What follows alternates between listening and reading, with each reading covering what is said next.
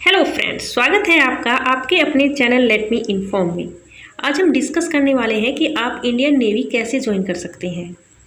Indian navy क्या है, इसकी age limit, qualification, physical requirement, exam pattern, salary etcetera. आइए सबसे पहले जानते हैं कि इंडियन नेवी क्या है। इंडियन नेवी देश की सिक्योरिटी के साथ साथ समुद्री इलाकों की सिक्योरिटी की भी जवाबदेही होती है। इंडियन नेवी का सबसे बड़ा अधिकारी नौसेना अध्यक्ष होता है तथा इस सेना की सर्वोच्च कमान भारत के राष्ट्रपति के पास होती है। जैसा कि हम सब जानते हैं कि यूरोप के फ्रांस, इंग्लैंड, स्पेन, रोम, पुर्तगाल आदि देशों में प्राचीन काल से ही समुद्री यात्राएं करने का चलन है। फ्रांसीसी, पुर्तगाली तथा ईस्ट इंडिया कंपनी ने भारत में अपने कदम समुद्री मार्ग से ही रखे थे, जिसके बाद उन्होंने भारत में व्यापार करना स्टार्ट किया और फिर धीरे धीरे संपूर्ण भारत को अपना औपनिवेशिक राष्ट्र के रूप में बदल डाला। इसी प्रकार भारत में मराठा शासन, जिनका समय काल 1674 था, उस टाइम इंडियन फोर्स की स्थापना की गई थी। ये शिवाजी के शासन से पहले की बात है, लेकिन जब महाराष्ट्र में शिवाजी ने सत्ता की बागडोर अपने हाथ में संभाली तो उन्होंने इंडियन नेवी को और अधिक मजबूत किया। यही कारण है कि वीर शिवाजी को फादर ऑफ इंडियन नेवी कहा जाता है। शिवाजी के पास 500 से ज़्यादा जहाज थे, जिन पर सदैव उनके सैनिक तैनात रहते थे। लेकिन आज हम जिस इंडियन नेवी को देखते हैं, उसकी स्थापना तथा उसके डेवलपमेंट का पूरा क्रेडिट अंग्रेजों को जाता है। अंग्रेजी शासन काल में ही भारत की नेवी, एयरफोर्स और आर्मी की स्थापना की गई थी। आइए अब जानते हैं Indian navy recruitment process. Indian navy में नौकरी अत्यंत प्रतिष्ठित जॉब में से एक है। आपको 12th के बाद ही इस प्रतिष्ठित सेवा को ज्वाइन करने का अवसर मिल जाता है। इंडियन नेवी के तहत ऑफिसर लेवल और सेवल लेवल पर रिक्रूटमेंट होता है।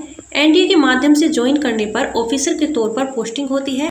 एनडीए के अलावा आर्टिफिशियल अप्रेंटिस, AA और सीनियर सेकेंडरी रिक्रूट SSR की कैटेगरी में भी आप इंडियन नेवी का पार्ट बन सकते हैं।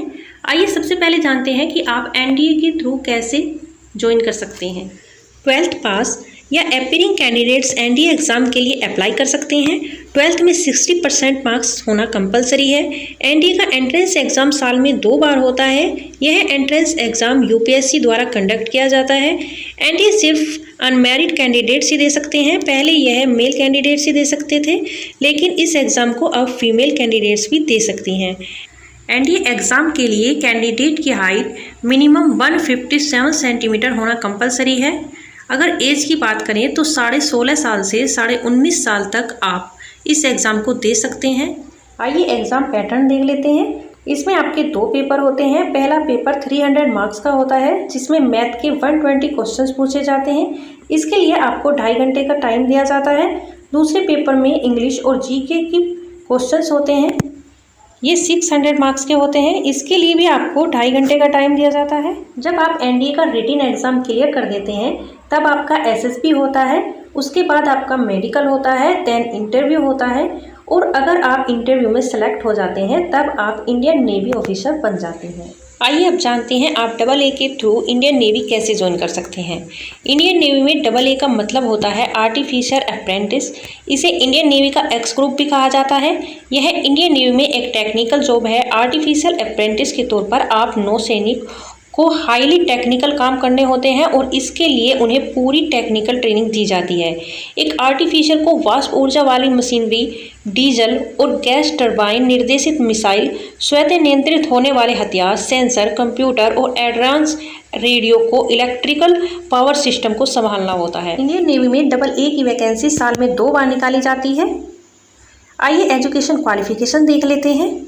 सबसे पहले तो आप 12th पास आउट होने चाहिए। 12th में मैथ, फिजिक्स के साथ साथ आपके पास केमिस्ट्री या बायोलॉजी या कंप्यूटर साइंस में से कोई एक सब्जेक्ट होना चाहिए। 12th में आपके 60% मार्क्स होना कंपलसरी है। अगर एज की बात की जाए तो 17 ईयर्स से 20 ईयर्स के बीच आपकी एज होनी चाहिए। इसके बाद आपका रिटन एग्ज़ाम होता है, फिजिकल फिटनेस टेस्ट, PFT जिसको बोलते हैं, और मेडिकल जाँच के आधार पर आपका सिलेक्शन होता है। रिटन एग्ज़ाम में मल्टीपल टाइप क्वेश्चंस आपसे पूछे जाते हैं। रिटन एग्ज़ाम हिंदी और इंग्लिश दोनों लैंग्वेजेस में होता है। इसके लिए आपको 1 घंटे का टाइम दिया जाता है। क्वेश्चन पेपर में इंग्लिश, साइंस, मैथ और जनरल नॉलेज से संबंधित क्वेश्चंस पूछे जाते हैं। क्वेश्चंस 12th स्तर के होते हैं। कैंडिडेट को हर सब्जेक्ट में पास आउट होना कंपलसरी है। फिजिकल फिटनेस की बात की जाए तो इसमें आपकी हाइट 157 सेंटीमीटर होनी चाहिए। चेस्ट कम से कम एक्सपेंडेड चेस्ट आपकी 5 सेंटीमीटर होनी चाहिए। आप फिजिकली और मेंटली फिट होने चाहिए। हार्ट, कान, आँख में आपकी कोई परेशानी या बीमारी नहीं होनी चाहिए और आपके फ्लैट फुट नहीं होने चाहिए।